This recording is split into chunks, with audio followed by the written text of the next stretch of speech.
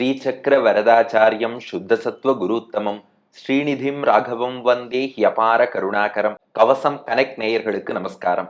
திருவரங்கத்தமுதனார் அருளிய ராமானுஜ நூற்றந்தாதியின் 56வது பாசுரத்தை இன்றைய தினம் நாம் காண உள்ளோம்.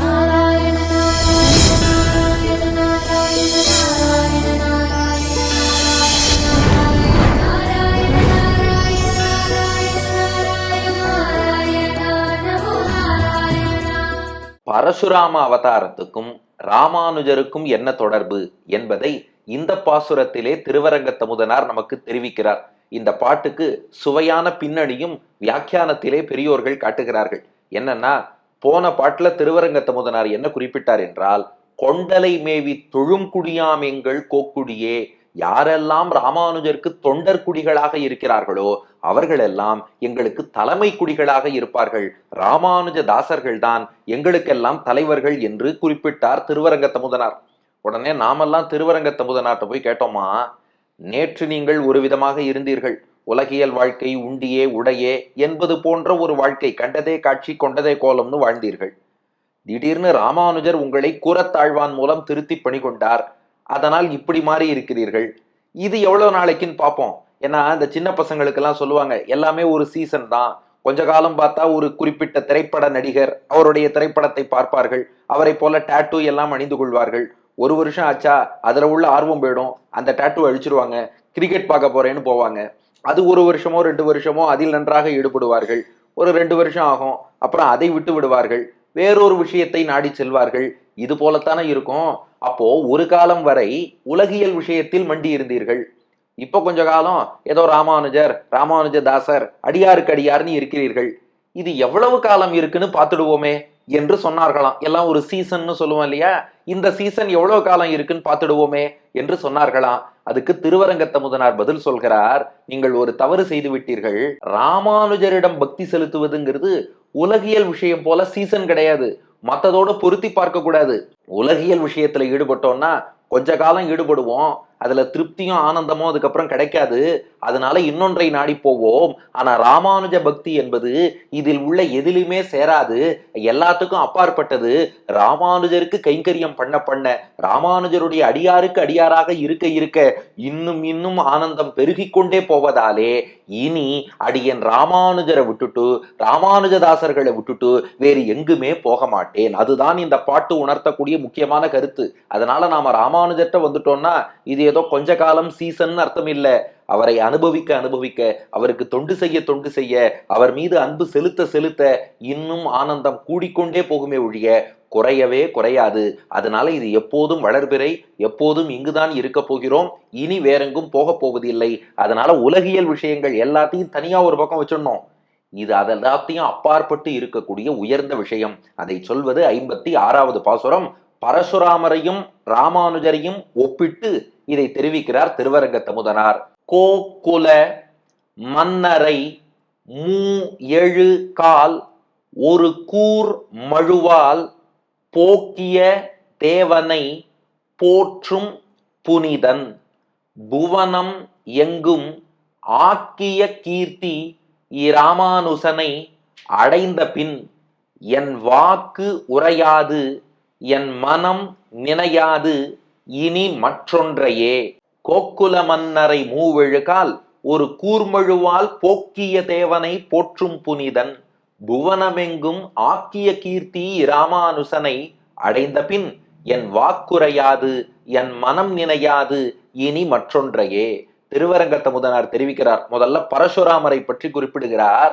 கோக்குல மன்னரை, பரசுராமர் என்ன பண்ணார்னா துஷ்டர்களான மன்னர்களை 21 தலைமுறைக்கு அழித்தொழித்தார். அதுதான் பரசுராமர் செய்த மிகப்பெரிய செயல்.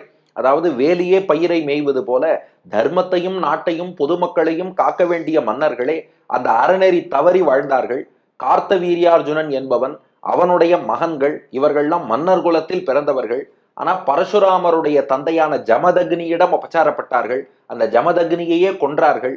இப்படியெல்லாம் மன்னர்கள் இருக்கும்போது அவர்களை அழிக்க வேண்டும் என்று முடிவெடுக்கிறார் பரசுராமர். அதனால என்ன பண்ணாராம், கோ என்றால் ராஜான்னு அர்த்தம்.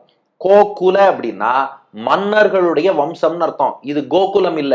கோகுலம்னா கோனா பசு, கோகுலம்னா பசுமாடுகள் கூடி இருக்கக்கூடிய கண்ணபிரான் எழுந்தருளி இருந்த ஆயர்பாடி, அது கோகுலம். இது கோக்குலம். கோ என்றால் மன்னர்கள், கோக்குலம் அங்கு இக்கு உண்டு. மன்னர்களின் குலத்தில் வந்த மன்னரை, அந்த வம்சத்தை சேர்ந்த அடுத்தடுத்து வந்த ராஜாக்கள்னு அர்த்தம். அப்போ கோக்குல மன்னர்னா மன்னர் பரம்பரையில் வந்த மன்னர்கள். எவ்வளவு பேருன்னா மூ எழு கால். மூனா மூன்றுன்னு அர்த்தம், எழுனா ஏழுன்னு அர்த்தம். மூ எழு கால் அப்படின்னா 3 × 7 21 தலைமுறைன்னு அர்த்தம். கோக்குல மன்னரை மூ எழு கால், 21 தலைமுறைக்கு ராஜவம்சத்தில் வந்த மன்னர்களை எல்லாம் ஒரு கூர்மழுவால், ஒருனா ஒப்பற்ற, கூர்மையான, மழுவால், மழுனா கோடாரின்னு அர்த்தம். அந்த ஆக்ஸ், பரசு என்று கையில் ஏந்தி இருப்பார் அல்லவா, அவருக்கு உண்மையில் ராமன் என்றுதான் திருநாமம். ஆனா அந்த பரசு என்ற கோடாரி ஏந்தியதாலே பரசுராமர் என்று பெயர் பெற்றார். அப்போ மூவிழுகால் 21 தலைமுறை மன்னர்களை ஒரு கூர்மழுவால், அந்த கூர்மையான பரசுவாலே போக்கிய தேவனை, போக்கிய என்றால் மொத்தமாக அழித்தொழித்த, தேவன் என்பது இங்கே பரசுராமர், அவரை குறிக்கிறது. அப்போ கோக்குல மன்னரை மூவெழுகால் ஒரு கூர்மழுவால் போக்கிய தேவனை, மொத்தமாக 21 தலைமுறை மன்னர்களை கையிலே கோடாரியை ஏந்தி கொண்டு போக்கிய, அழித்தொழித்த தேவன். தேவன் அப்படின்னா சம்ஸ்கிருதத்துல நிறைய அர்த்தங்கள் இருக்கு. அதுல ஒரு அர்த்தம் திவ்னா விளையாட்டுன்னு அர்த்தம், தேவன்னா விளையாடுபவன் அர்த்தம். பரசுராமர் ஒரு விளையாடுபவன் எப்படி சிரமமே இல்லாம அனாயாசமா வித் ஈஸ் காரியத்தை முடிச்சிருவானோ, அது போல தேவனாக விளையாட்டு போல கையில ஒரு மட்டையை எடுத்துக்கொண்டு பந்தை அடிப்பது போல அனாயாசமாக தேவனாக விளையாடுபவன் போல 21 தலைமுறை மன்னர்களை அழித்தார். அந்த பரசுராமனை போற்றும் புனிதன், போற்றக்கூடிய, வணங்கக்கூடிய புனிதர், தூய்மையானவர் ராமானுஜர் என்று குறிப்பிடுகிறார். அர்த்தம் சரியா எடுத்தா, கோக்குல மன்னரை மூவழுகால் ஒரு கூர்மழுவால் போக்கிய தேவனை போற்றும் புனிதன், மன்னர் வம்சத்தில் வந்த மன்னர்களாகிய 21 தலைமுறை ராஜாக்களை தன்னுடைய கூர்மையான பரசு என்ற ஆயுதத்தாலே போக்கி அழித்தொழித்த தேவன், விளையாட்டு போல் காரியம் செய்த பரசுராமரை போற்றக்கூடிய புனிதமானவர் ராமானுஜர். ஆனா இங்கதான் பெரிய கேள்வி இருக்கு. மகாபாரதத்திலும் சரி, பாஞ்சராத்திரம் போன்ற ஆகமங்களிலும் சரி, பரசுராமரை வணங்கக்கூடிய வழக்கம் இல்லை என்று தெளிவாக சொல்லப்பட்டிருக்கு. ஏன்னா பெருமாள் எத்தனையோ அவதாரங்கள் எடுத்திருக்கார். ஆனா அதுல பெருமாளுடைய முழுமையான அவதாரங்களைத்தான் நாம் வழிபட வேண்டும். பெருமாளுடைய ஆவேச அவதாரம், சக்தி அவதாரம், இது போல இருக்கக்கூடிய அவதாரங்களை எல்லாம் வழிபடக்கூடிய வழக்கம்ங்கிறது கிடையாது. முதல்ல இந்த அவதாரங்களின் வேறுபாடு என்னங்கிறத தெளிவுக்காக சொல்லிடுறேன். இப்போ முக்கிய அவதாரம், பூர்ண அவதாரம்னா வைகுண்டத்துல இருக்காரே பெருமாள், அந்த பெருமாள் அப்படியே பூமிக்கு இறங்கி வந்தா அதற்கு முழு அவதாரம், பூர்ணாவதாரம்னு பேரு. இப்போ ஒரு ராமபிரான், கண்ணபிரான், நரசிம்மர், வாமனர், இது போன்ற அவதாரங்கள்லாம் இருக்கு பாருங்க. வராக பெருமாள், ஹயக்ரீவர், தசாவதாரம்ங்கிற கணக்கை இதுக்குள்ள கொண்டு வராதீங்க. தசாவதாரத்துக்கு மேல பெருமாள் எத்தனையோ அவதாரம் எடுத்திருக்கார். தசாவதாரத்துல வந்ததுனாலே முக்கியம்னு அர்த்தம் இல்லை, தசாவதாரத்துல இல்லாததுனால முக்கியம் இல்லைன்னு அர்த்தம் இல்லை. அது நாம நினைவில் கொள்வதற்காக ஒரு 10 அவதாரம்ங்கிற அளவுல மட்டும் புரிஞ்சுட்டா தேவையில்லாம டவுட்டோ கன்ஃபியூஷனோ வராது. இல்லைன்னா இதையே யோசனை பண்ணிட்டு இருப்போம், பெருமாள் அனுபவத்தையும் விட்டுடுவோம், ராமானுஜன் விட்டுறதாதையும் விட்டுடுவோம், டவுட்டையே யோசிச்சுட்டு இருப்போம். அதனால அதை விட்டுடுங்க இப்போ. ஆகையினால பெருமாள் வைகுண்டத்துல இருக்கிற பெருமாள் தானே அப்படியே பூமிக்கு இறங்கி வந்தால் அதற்கு பூர்ண அவதாரம்னு பேரு. ஆதியன் ஜோதி உருவை அங்கு வைத்து இங்கு பிறந்தன்னு ஆழ்வார் பாடினார். அங்க உள்ளபடி அப்படியே வந்துடுறது. ஆனா இந்த ஆவேச அவதாரம்ங்கிறது என்னன்னா, ஒரு ஜீவாத்மா கிட்ட தன்னுடைய ஒரு குறிப்பிட்ட சக்தியை மட்டும் பெருமாள் கொடுத்து வச்சு இந்த காரியத்தை நிறைவேற்றுன்னு அனுப்பி வைப்பாராம். அதற்குத்தான் ஆவேச அவதாரம்னு பேரு. இதுக்கு சிறந்த உதாரணம் சொல்லணும்னா பலராமன். பலராமன்கிறவர் ஆதிசேஷனுடைய அம்சம் தான். ஆனா பெருமாள் என்ன பண்ணார்னா தன்னுடைய சக்தியையும் பலராமன்கிட்ட கொடுத்து வச்சு பூமி பாரத்தை போக்கும் போது அவரையும் கொஞ்சம் உதவி பண்ண வச்சார். அப்போ அந்த காரியத்தை செய்வதற்காக பெருமாளுடைய சக்தியை மட்டும் ஒரு ஜீவாத்மா வாங்கிட்டு வர்றார் பாருங்க, அவருக்கு ஆவேச அவதாரம்னு பேரு. அதே போலத்தான் பரசுராமரும். பரசுராமர் என்பவர் ஒரு ஜீவாத்மா, அவர் ஜமதக்னி முனிவருடைய மகன். ஆனா பெருமாள் என்ன பண்ணார், பல மன்னர்கள் தர்மத்தின் வரம்பை மீறி நடக்கிறார்கள், அந்த மன்னர்களை அழிக்கணும்னா அது சாதாரண மனிதனால 21 தலைமுறை மன்னர்களை அழிக்க முடியாது இல்லையா. அதனால தன் சக்தியை மட்டும் பரசுராமர்கிட்ட கொடுத்து வச்சாராம் பெருமாள். இதை ரொம்ப அழகா மணவாள மாமுனிகளும் அவருடைய வியாக்கியானத்திலேயே விளக்கி இருக்கிறார். அதனாலதான் பாருங்க, ராமாயணத்துல பரசுராமர் ராமனை எதிர்த்து போரிட வருகிறார். அப்படி போரிட வரும்போது ராமனிடம் பரசுராமர் தோற்றார்னு பாக்குறோம். நிறைய பேர் ஸ்டாண்டர்டா நம்ம ராமாயண உபன்யாசம் பண்ணாலே முதல் கேள்வி டவுட்னு சொல்லி கேட்டுருவா, அது எப்படி சார் பரசுராமரும் பெருமாள், ராமரும் பெருமாள், ரெண்டு பேரும் சண்டை போட்டுக்கலாமான்னு வித்தியாசம் இருக்கு. பரசுராமர் பெருமாளுடைய சக்தியை வாங்கிட்டு வந்த ஜீவாத்மா, ராமருங்கிறவர் முழு பெருமாள். அந்த முழு பெருமாள் முன்னாடி பரசுராமரால நிற்க முடியாது, நிஜத்துக்கு முன்னாடி நிழலாலே நிற்க முடியாது. அதனால பரசுராமர் ராமனிடம் தோற்று திரும்ப செல்கிறார் என்று பார்க்கிறோம். அப்போ இன்னும் தெளிவா புரிஞ்சுக்கணும்னா, பெருமாள் பரசுராமர்கிட்ட சக்தியை கொடுத்து வச்சிருந்தார், இப்ப அவரே ராமனா வந்துட்டார், அதனால கொடுத்த சக்தியையும் தானே இங்க கொடுன்னு ரிட்டர்ன் வாங்கிட்டு பரசுராமரை அனுப்பி வைத்தார் என்றும் கூட அதை ரசிக்கலாம். ஆகையினால பரசுராமர் என்பவர் பூர்ணமான அவதாரம் கிடையாது. மகாபாரதம், பாஞ்சராத்திரம் எல்லாவற்றிலுமே பூர்ண அவதாரமாக இல்லாமல் சும்மா ஒரு ஜீவாத்மா பெருமாள் சக்தியை வாங்கிட்டு வந்திருக்காருன்னா அவரை வழிபடக்கூடிய வழக்கம் கிடையாது. பிராட்டியோடு கூடிய பெருமாள், முழுமையான பெருமாளைத்தான் நாம வழிபடுறோம், பெருமாளுடைய அடியார்களை வழிபடுறோம், அது வேற. ஆனா இந்த மாதிரி இந்த சக்தியை மட்டும் வாங்கிட்டு வந்த அவதாரம்னு வழிபடுவதில்லை என்பது தெளிவாக சொல்லப்பட்டிருக்கு. அதுதான் விதி.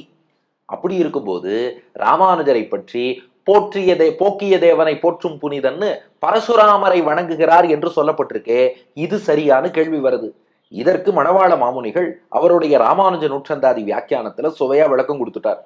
ராமானுஜர் பரசுராமரை வணங்கினார்னு அர்த்தம் இல்ல, பரசுராமருக்குள் அந்தரியாமியாக இருந்து சக்தி கொடுத்து பெருமாள் தானே இந்த காரியத்தை செய்ய வச்சார்.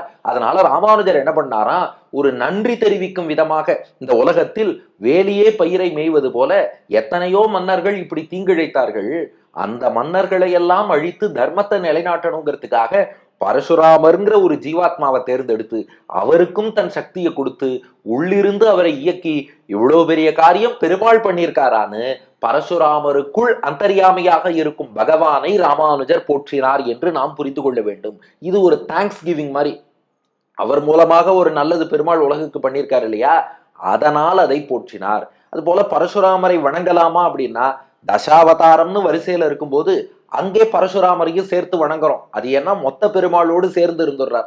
தசாவதார ஸ்தோத்திரம்னு சேவிக்கும் போது அங்கேயும் பரசுராமருக்கான ஸ்தோத்திரத்தை சொல்றோம். என்ன காரணம்னா, அது அவரை வணங்கல, மொத்தமா பெருமாள் எடுத்த அவதாரங்கள்னு பூர்ணாவதாரத்தோடு சேர்ந்து வந்துடுறது. திருமங்கை ஆழ்வாருடைய பாசுரம், மீனோடு ஆமை கேழல் அரி குரலாய் முன்னும் இராமனாய் தானாய் பின்னும் இராமனாய் தாமோதரனாய் கல்கியுமானான், அங்கேயும் பரசுராமர் பலராமன் சேர்த்து சொல்றோம். அதெல்லாம் தப்பு இல்லை. ஆனால் தனியாக பரசுராமரையோ தனியாக பலராமனையோ வணங்கக்கூடிய வழக்கம்ங்கிறது பொதுவாக ஆகம சாஸ்திரங்களிலோ மகாபாரதம் போன்ற நூல்களிலோ சொல்லப்படலை.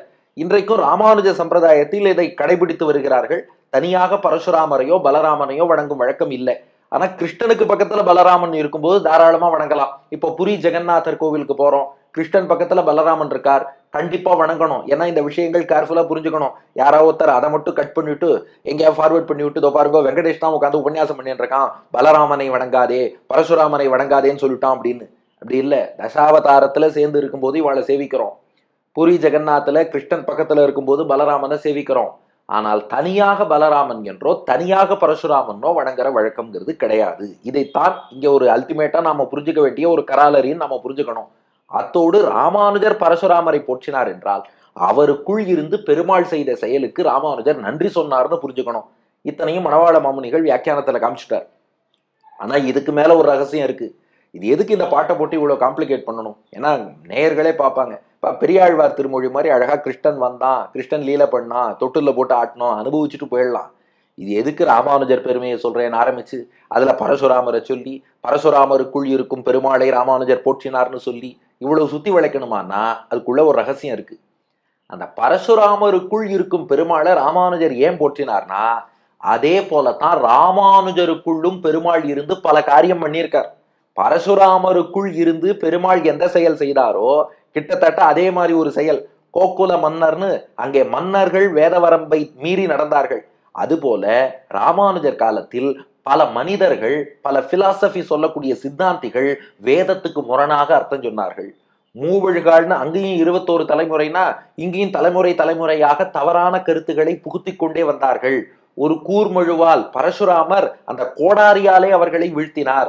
ராமானுஜர் தம்முடைய வாதம், ஞானம், தேஜஸ் என்ற அந்த கூர்மழுவால் போக்கிய தேவனை பரசுராமர் எப்படி விளையாட்டாகவே அவர்களை வீழ்த்தினாரோ அது போல ராமானுஜரும் விளையாட்டாக அவலீலையாக இது போல யாரெல்லாம் வேதத்துக்கு தப்பர்த்தம் சொன்னாலோ அவ அத்தனை பேரையும் வீழ்த்தி இருக்கிறார். அப்போ ஒரு வகையில் தர்மத்துக்கு புறம்பாக நடந்த மன்னர்களை எல்லாம் பரசுராமர் அழித்தொழித்தது போல, வேதத்துக்கு முரணாக அர்த்தம் சொன்னவர்களை எல்லாம் ராமானுஜர் தன் புத்தி என்னும் வழுவாலே வாதம் செய்து வீழ்த்தி இருக்கிறார். அப்ப அங்க சக்தி கொடுத்த பெருமாள் தான் இங்கும் சக்தி கொடுத்திருக்கிறார். அதனால அந்த ஒற்றுமையை எண்ணி, ஆகா, அன்று பரசுராமருக்கு செய்த அனுகிரகத்தை அடியேனுக்கும் பகவான் பண்ணி இருக்கிறானே என்று ராமானுஜர் நன்றி சொன்னார். இப்படி சொன்னா உடனே அடுத்த கேள்வி கேட்பார், அப்ப ராமானுஜருக்குள்ள இருந்து பெருமாள் வேலை செஞ்சாருங்கிறே, அப்ப ராமானுஜரை வணங்கலாமான்னு? சத்தியமா வணங்கணும். ஏன்னா அவர்லாம் ஆச்சாரிய பரம்பரையில உள்ள ஆச்சாரியர். அதனால அதுல எல்லாம் இந்த சந்தேகமே வேண்டாம். ஆழ்வார்களை வணங்கணும், ஆச்சாரியர்களை வணங்கணும். ஏன்னா அவ மூலமாகத்தான் நாம பெருமாள்கிட்ட போறோம். இந்த ஆவேச அவதாரங்களுக்கு தான் இந்த விதி என்பது சொல்லப்பட்டிருக்கு. என்ன காரணம்னா, ஒரு ஜீவாத்மா, ஜீவாத்மாவை நாம வழிபடும் போது நமக்கு எந்த பிரயோஜனமும் கிடையாது. பரமாத்மாவை வழிபடணும். அதனால பூர்ணாவதாரத்தை வழிபடுங்கிறா.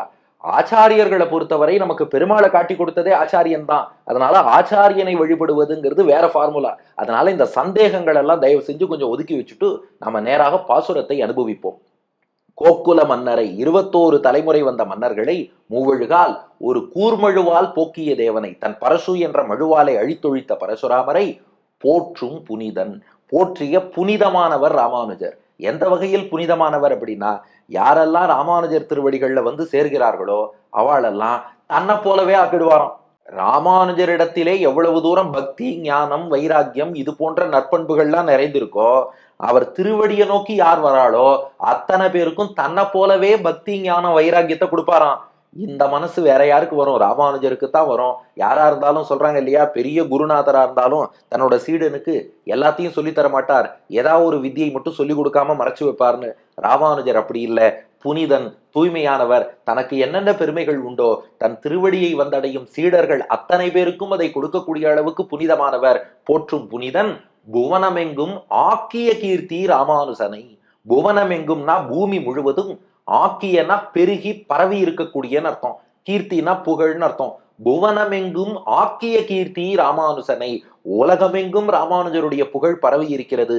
ஏன்னா அன்றைக்கு பூமியை தீய மன்னர்களிடம் இருந்து பரசுராமர் காத்து கொடுத்தார்னா, இன்றைய தினம் பூமியை தீய சித்தாந்தங்களிடம் இருந்து ராமானுஜர் காத்து கொடுத்திருக்கிறார். அதனால புவனமெங்கும் ஆக்கிய கீர்த்தி ராமானுசனை அடைந்த பின், இப்ப அடியன் யார வந்து அடைஞ்சிருக்கேன்னா, அன்று பரசுராமர் தீய மன்னர்களை அழித்தது போல ராமானுஜர் பல தீய கொள்கைகளை அழித்து கொடுத்திருக்கார்.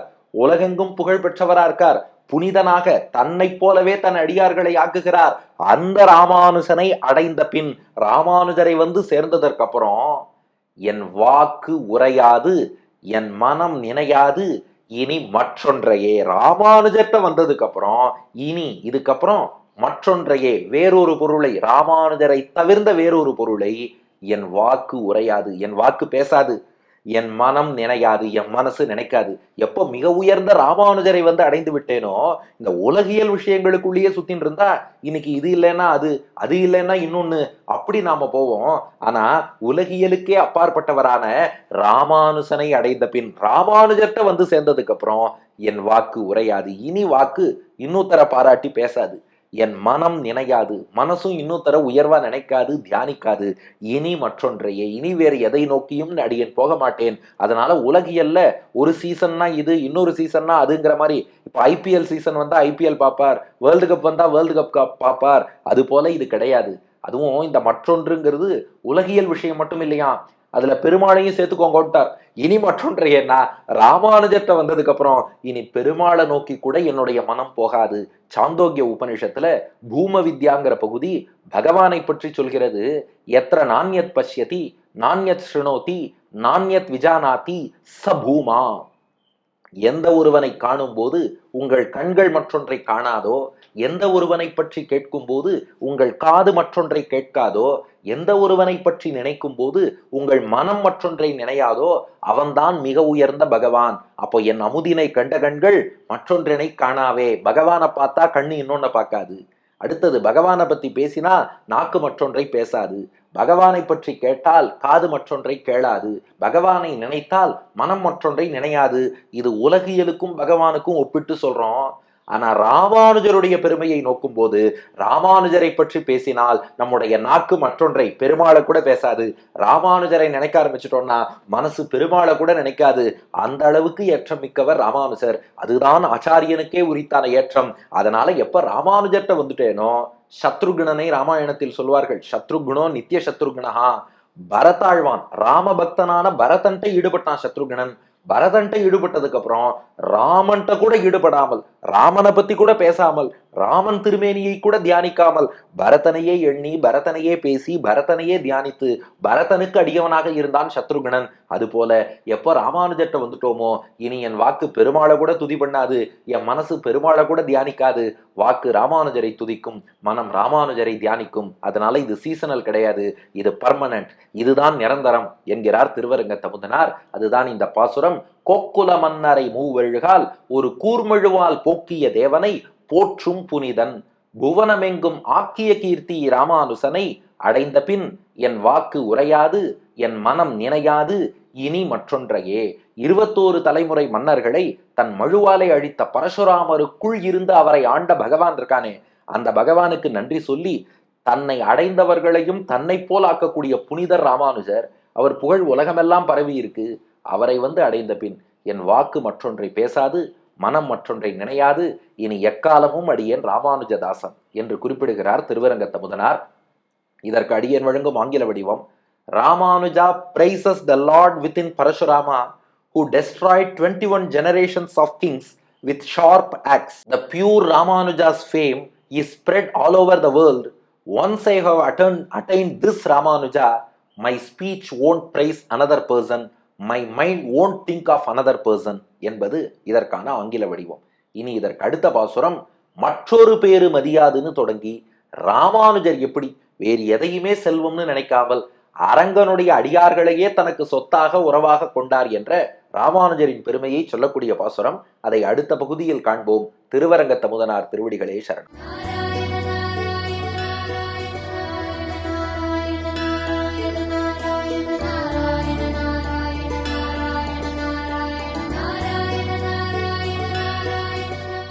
கோகுல மன்னரை மூவெழுகால் ஒரு கூர்மழுவால் போக்கிய தேவனை போற்றும் புனித. கோகுல மன்னரை மூவெழுகால் ஒரு கூர்மழுவால் போக்கிய தேவனை போற்றும் புனித. புவனம் எங்குமாக்கிய கீர்த்தி ராமானுஜனை அடைந்த பின் என் வாக்குரையாது, என் மனம் நினையாது இனி மற்றொன்றையே. புவனம் எங்கும் ஆக்கிய கீர்த்தி ராமானுஜனை அடைந்த பின் என் வாக்குரையாது, என் மனம் நினையாது இனி மற்றொன்றையே. என் மனம் நினையாது இனி மற்றொன்றையே.